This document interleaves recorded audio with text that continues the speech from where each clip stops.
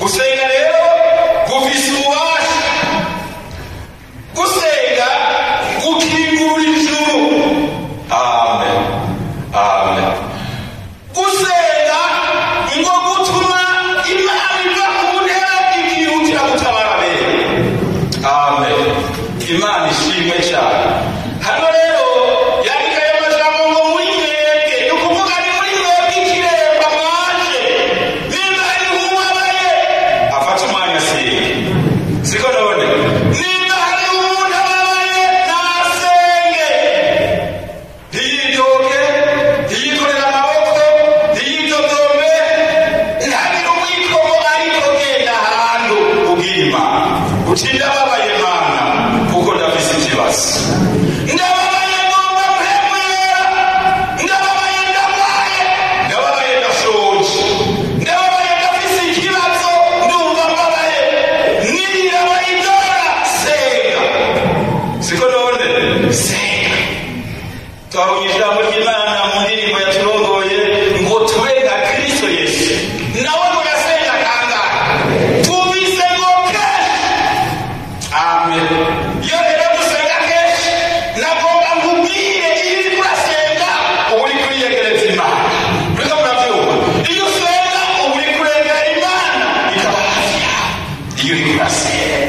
Gusenga rero ni ikirwanisho gikomeye.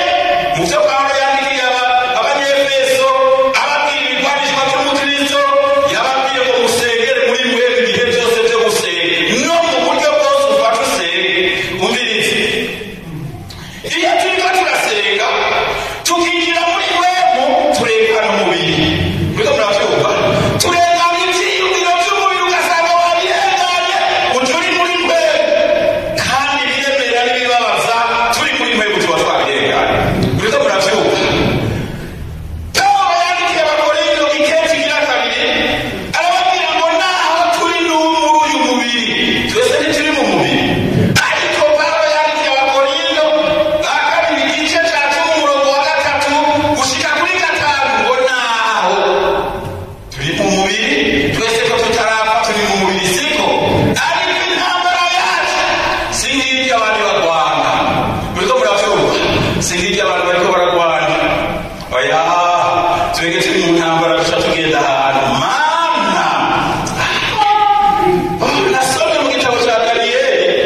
Daniyeli yari mu kibazo ngo ashaka ahantu agasenga ngo itangura gusenga. Ngo azabe umumarayika araje ngo Daniyeli ati sawa, ngo kuva utanguye gushira umutima ku gusenga no kurondera Imana ari ijambo ryacu. Muriko muravyumva. Kuva utanguye gusenga Imana yabyumvise yamanuye ijambo. Murakeneye ijambo. Bangahe bakeneye ijambo? Yesu abaheza ati turakeneye ijambo. Imana ivuga ikirere. Amen. Harakenewe ijambo. Imana ivuga. Ivuze ngo nabaye nk'ubabaye ntagire gutya. Ababaye asenge. Ikintu cyose kitubabaje gifatira umwanya ubwira Imana. Kandi iyo uriko urayibarira uzodome k'umutoki nambara inzara iriho Yesu arayikura. Mfise urubanza Yesu araruca. Siko barandenganije Yesu arakurenganura. Jomba koko bakurenganije Yesu arakurenganura. Muriko muravyumva. N'aya majambo hanyuma twabonye muri mwebwe murongo wa 14 namba hariho urwaye natumye twashinga nayo ibishengero baze bamusengere. Kandi burya rero nagomba nababwire hajya amasengesho akorana no kwizera k'umuntu. Muriko muravyumva. Ni ukuvuga gusenga turasenga mugabo igikomeye ni wowe usengerwa ko wizera ko Imana ishoboye. Muriko muravyumva. Erega we niwe wizeye.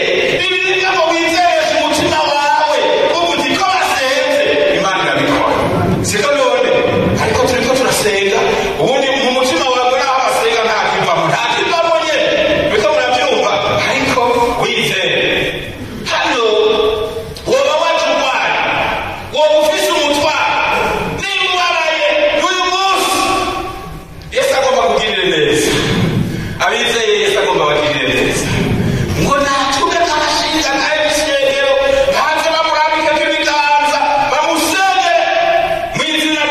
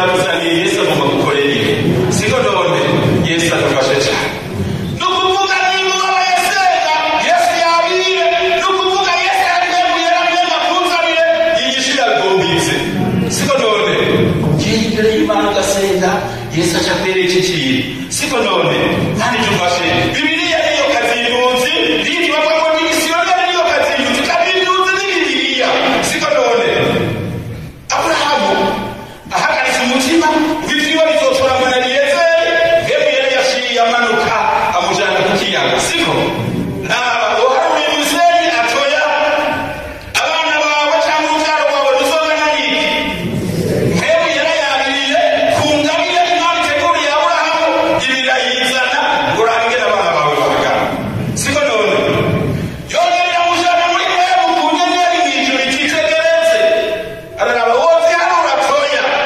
urubyaro rwawe uzogana n'inyenyeri za mbere niko ndasigura basenga kandi gusenga Imana egera Imana ibirakuremesha siko none ibiraguhumuriza hari ugereka ngo humurira guhumurije siko none erega wasenze neza ibiraguhumuriza imbere yo kuvugisha siko none niba hari umuntu ababaye atubise munagire gute baba yari cyo kikubabaje Imana idufashe cyane jewe nzanira umuntu ushima Imana ibyo kwidoga bitari bike umwanya munini ni uwo kubarira Imana muriko muravyumva umwanya munini barira iki umwanya munini barira iki gashengero umwanya munini aho kwidoga no kudonda amajambo barira Imana siko Bibiliya ivuga ngo abantu babiri cyangwa batatu barahana ngo hari igitabo cy'ikintu bivugira gupfa kuvuka ngo hari igitabo gishashangirwa siko kizoguma kibusibana iyo dusenze hari igitabo dupfa gusenga ni ukuvuga iyo tugiye gusenga Imana iba yabibonye kera ko tugira dusenge karame y'ijuru cayandika ko ntakasabye ikintu siko none Yesu adufashe n'ayo majambo bene data murongo wa 15 kandi gusenga ufatanije no kwizera kuzokiza umurwayi umwami azomuvyura kandi asambera ko icyaha azobiharirwa mwaturihamira ibyaha byari musengeranire kugira ngo mukire indwara ugusaba k'umugorosi burafise ikibazo rero n'aya majambo y'Imana kandi gusenga hari gusenga no kwizigira uti by'ukuri Imana irabikora muriko muravyumva Imana irabikora kimwe nari iwacu umudamu mu bitaro by'Ibuyengero hanyuma rero yari yafashwe na paralize hanyuma rero tuko ndasenga Imana iranyereka ko uko kuboko kwa paralize kwakize kurakira turamubwira ngo ibyuka dutahe subiye kutakumviriza usanga kwasubiye kwakundi nyene kwasubiye guhera ingomezi hanyuma rero icyo gihe cyagasenga Imana cyabwira umuganga yari ariho ndamubwira nti muganga kisabwe ubu rero Yesu anyeretse ikintu reka mbebwe yera bazokabira kuvyina twasenge mbebwe yabira kuvyina ari guteguriye agiye kuzanira siko none mbebwe akaramanukana aranyereka ko byamazokira abwira umuganga nti aha rero nyakubahwa hagarika imiti niyo wamaze kumpa umuntu woyisubizayo mugabo mpindaro gusa ibitaro byabo habe nazi nawe heze kumeko abaza kumufasha gusubira mu muntu inyuma ndiko ndavuga amasengesho n'ikintu gikomeye niba warayakora iki niryo jambo ribakubaza bati kuwa gatandatu ikiremba mwiziki ubabaye nakora iki ibijambo bari gufata Yesu adufasha icyo gihe cyangabwira umuganga ni mwidaro hanyuma ati niyo rugomba kushaka cyangwa ugomba igomba ntahe nakubariye kukibucumbura muri kine mw'igororero ry'ibimuga siko yandugika muri kine mw'igororero ry'ibimuga nawe uwo muganga yandugika niwe yari yantwaye bandashe mu bitaro nyine aho nyine kuri wa karere ndabona nti none ntuzi ko ariwe wanjanye ateye kandi urazi ko nakiza ateye hajya muri kine ndahazi muga Imana yanyeretse kine yo ku mavi niko muravyumva yanyeretse ko ku mavi ariho biri siko none anyigisha gusenga bituma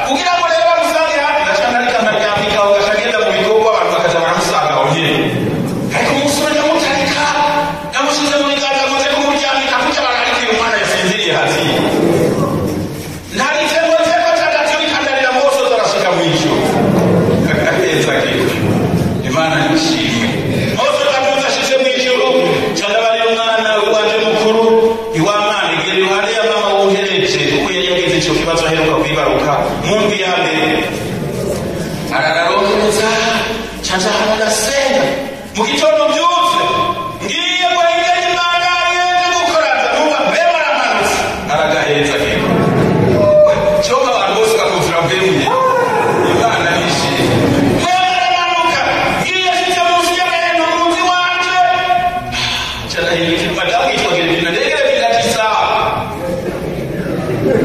ubiriza mazi igihe kirekire ndagutabika ndagutwara kukuryamika nongera gusubizayo uyu munsi warayaha muri saro ngiye gukorera Imana sange wakize ndagenda ngeze hanze binone hamwe no gusanga atakize nawe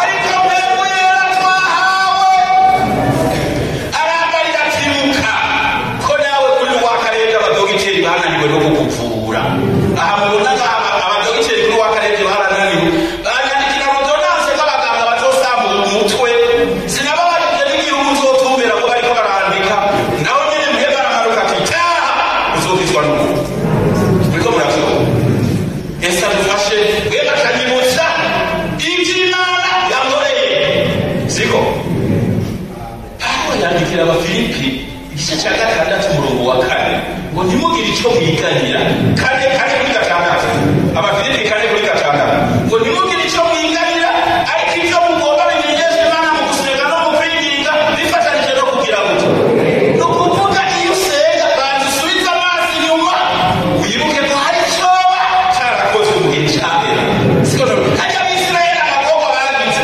bibagiye bya bimenyetso 10 mwa Farawo bibagira ko wari uzima na Mose yabari baravyibagira ko ivyo vyabaye kuko ndavuga wibagiye mugize amakobwa siko none Yesu adufashe Imana yawe icyubahiro cyo rero turagiye mbemate unyuka wowe wakize n'ubu abaganga ntibari bananiwe rwakarete ntiyananiwe bakagucura bakakwandikira mu cepi bakubaka umutwe sinabajije ngo igihugu njambo babaka umutwe nihe mbemu yaramanutse ambwira ko ntaha siko none rumva none kandi icyo gihe gasha 97 rwakarete kaniyo yari yawe ivyo bintu byose byakira n'ibindi bikomeye byavyo nta byariho rwakarete niyo yayikomeye icyo gihe Yesu adufasha ariko hakomeye ijuru niko muravyumva hakomeye ijuru cyo gihe turasenga Imana rero niho hawe rero ngiye gukora ngarutse yinjiye cyasanga madamu ntari ahantu cyana mabegere bidafisa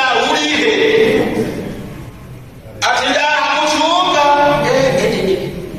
cyana shima Imana sange yakwize sinasiye kumutari ndamara igihe sinanaho watuzigere byagenze ugapaci kukomera umunezero mwinshi ibyo kubaza ntibyari bikenewe kuko umutima wo kumutari uvuye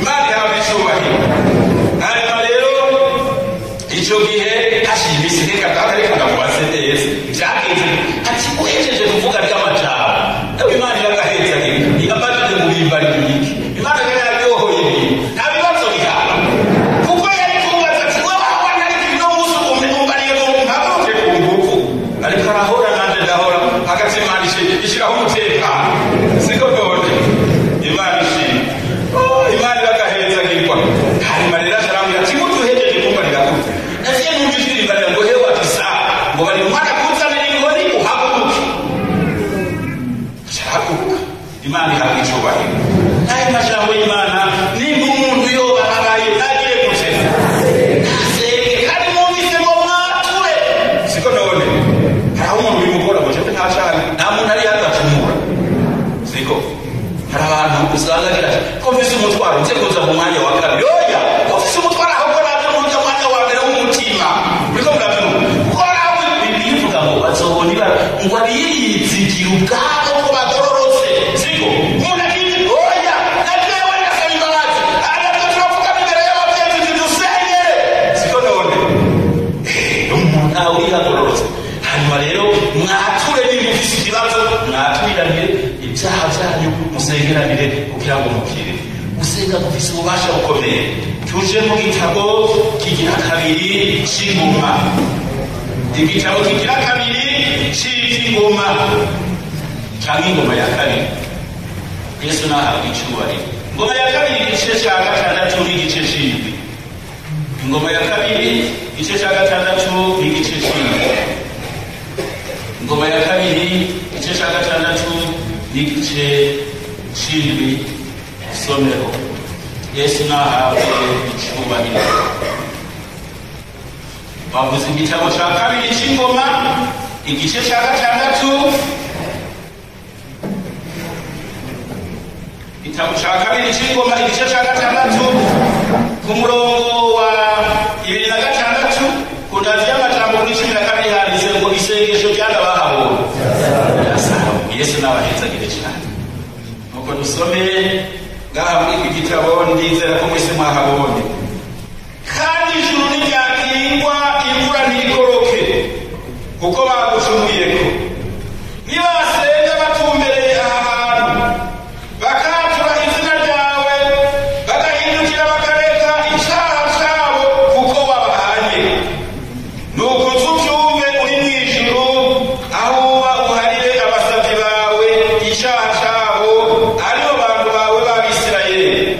Ubarangire inzira nziza bakwiye kujana, urekurire imvura mu gihugu cyawe, icyo wahaye abasabyi bawe kw'ishamu. 28. Inzara ntiyatera mu gihugu, cyangwa ikiza, cyangwa ukurumbisha, cyangwa urubyiruko gaheza muto, cyangwa inzige, cyangwa inzikira, cyangwa abansi babo ntibabatera bakabaziguza mu gisagara cyabo icyo ari cyo cyose. Ntiharamuka hateye icyago icyo ari cyo cyose, cyangwa indwara, hakagira uwusenga akinginga, nawe umuntu umwe cyangwa abantu bawe bose b'Abisirayeli, umuntu wese uko azoba yimenye ko indwara yiwe n'umubabaro wiwe, akagaranzura amaboko ayatumbereje iyi ngoro. Nuko uzubyumve uri mu ijuru, aho ubuharire ugenze umuntu wese nk'uko ameze, wowe uzi umutima wiwe, kuko ari wowe wenyine uzi imitima y'abantu. Imana ihabwe icyubahiro. N'aya majambo tubandanye mu gice cy'indwi, tubabwire rimwe. Igice cy'indwi umurongo wa 12. Indazi y'amajambo kuri 11 handitse ngo uhoraho yiyereka Salomo ugira kabiri. 12.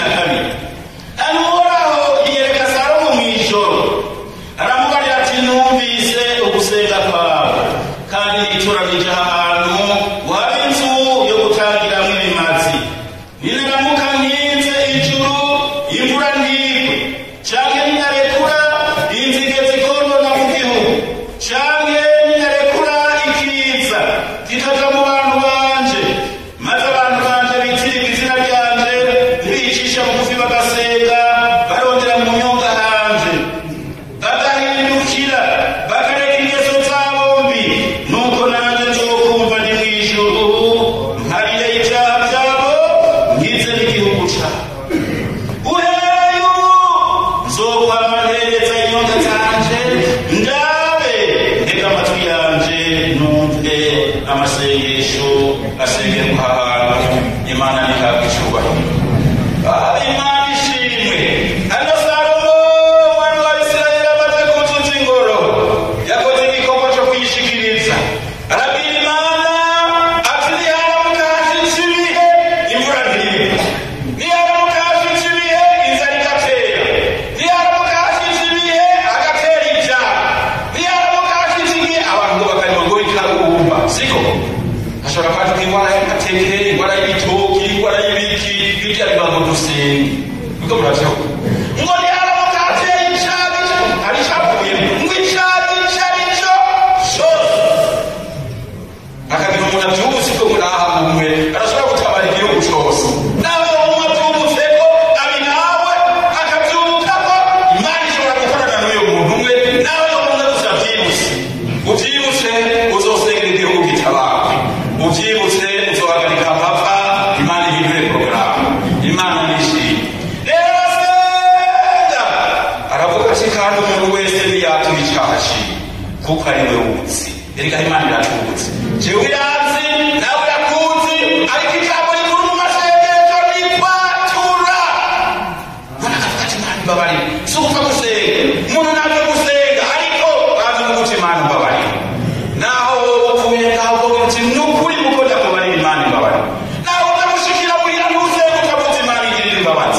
Yesu nahabwa icyubahiro. Imana nishimwe. Hanyuma rero asenga Imana namwiyumviriza. Murumvire Imana yuko Salomo asenga mu gice cya gatandatu, mu gice cy'indwi na Imana ishirahanze. Siko none yereka iyo gusenga Imana yuko mbega Imana yumvaga yewe ndayikunda. Imana ndayikunda kuko yumva. Siko mubizi cyangwa icyo Imana ndayikunda. Aho nari mbaye kuri wa Karete navuyeyo ngenda na kamwe karabakanda zisigaye zanirengerere ngashambara Imana ntuzogize utabanje kuntemberana mw'ijuru abantu nabone ngo baze ntembere mw'ijuru narigendegeyemo baze ntabigere hasa. Siko none kuko narababaye nararushe muri iyo minsi nari kuri wa Karete rwaye bandashe nukuvuga iminsi yose nabandarira kuwa gatandatu no kuwa Mungu kibarizwa nini nazabona abantu bamerewe neza bakorotse n'imiduga n'amamoto twana tugatwara baragatambona nanjye ndumirije muri tradition bandumije ukuguru mu vyuma sinimyagaza uwo kwapfa gahanagura kugira bahanagurikira ngashana n'amandarira mbonye abamerewe neza rero. Siko none rero cyanayibarira Imana nararushe ngo uzobanze nteberane mw'ijuru bose ngo kwari bose yihire ariko nagomba ibanga ry'ijuru. Muriko muravyumva nagomba ibanga ariko harundi yajerekana bakomboza igihugu cyo mw'ijuru. Mw'ijuru hariho bebera kandi mw'ijuru ni heza kandi tuzoja. Undi mukecuru bariko bararirimba ngo umunsi umwe tuzoja mw'ijuru. Iyo mukecuru ko nukuri imbere gazobagera inyuma nuko atazi. Uwo mukecuru yavuga ngo nukuri imbere gazobagera inyuma nuko atatubwiza mw'ijuru. Mw'ijuru ni heza. Mw'ijuru ni heza. Yesu adufashe cyane. Amasengesho ni meza. Muriko muravyumva nasomye mu migani 10:4 ico umugororozi cyose yifuza Imana izokimuha. Muriko muravyumva ico umugororozi yifuza imigani 10:4 ico yifuza umugororozi cyose Imana izokimuha. Siko none burya rero umugororozi bw'umuntu ukatangura amaraso yande amaraso ya Yesu ari kuri wewe ari kuri jewe tuca tuba baki tuca tuba abagororozi. Imana ihagicumba nayo majambo rero icyo gihe saba Imana uko umunsi umeze no magohewe bisango vyuka ndakwereka aho uba mw'ijuru. Mw'ijuru hariho bene taha injana mw'ijuru rya mbere kujya turabibona mu vyashiro Yohana hajya hari ijuru rya mbere rifise uko hasa n'irya kabiri hafise uko hasa irya gatatu harera haratukuriye hasa n'amaraso gusa. Hajya mubona icya gatatu n'umunani hatubarira ngo ntibazohagarara imbere ngo bazohinduka iki. Amaraso ya Yesu umuriro w'Imana. Imana yitwikiriye umuriro uteye ubwoba. Muko muravyumva uwo mukecuru yavuga ngo nukuri imbere kazobagera ntiyari bwahabone uwabona acahakumbura.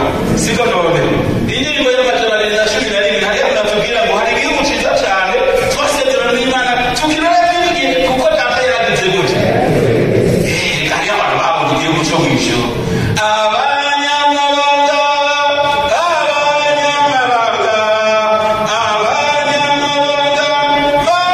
barahiriwe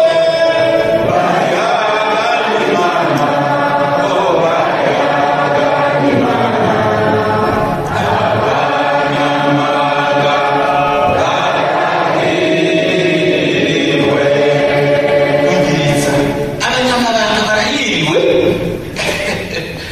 Sinzigiye nabo mu bibazo hanyuma rero umuntu akanganyira ubwiriza muri ibi bibazo inyishu zitazabonetse. Siko none muko muravyumva ushaka kuba mu kibazo mukabyiza biri imbere sasa yaramaze kubikwereka. Siko none abanyamabanga bayaga biki bashaka Imana. Yesu adufashe cyane. Nayo majambo rero hano rero Imana iremera cyo kerera Imana irareka mw'ijuru. Buri munsi kinisi cyo kwereke mw'ijuru irareka inyereka imigati tuzoba dufise dusoma mu cyashiro Yohana 7 wereke kw'icenda ngo mbona amahanga yose n'indimi zose n'imiryango yose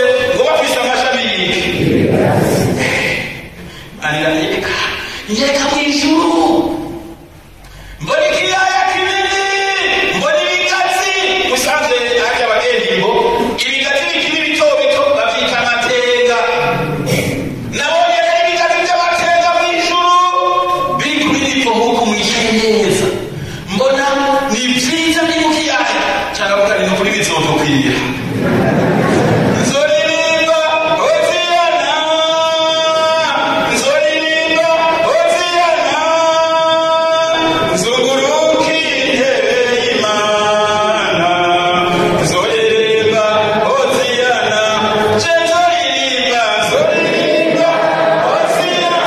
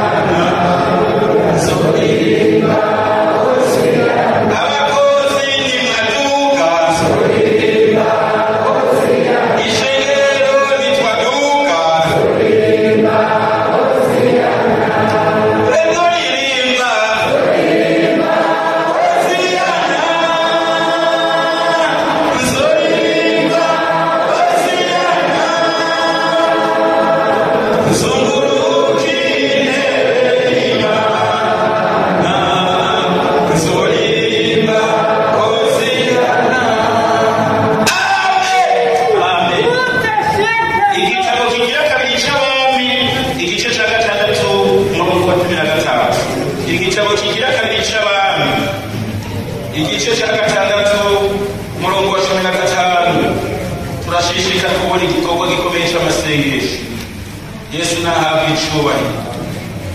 Mana nishi